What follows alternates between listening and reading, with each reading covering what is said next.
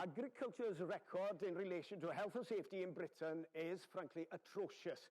And it's not surprising when you consider the skills required to work day to day out in these kind of conditions, rain on top of everything else. So I could get up in the morning and jump on the quad bike, head off into the hills to do some shepherding.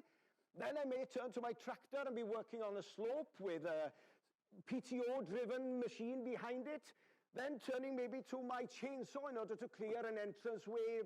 Then I may round up some cattle to handle, and they weigh somewhere between 500 kilos and a ton.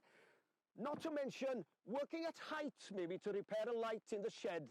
So the risks are enormous. What are the answers? Well, the obvious answer is to take part in one of the courses offered at the moment by Farming Connect. Funded 40 to 80%, depending on what you require.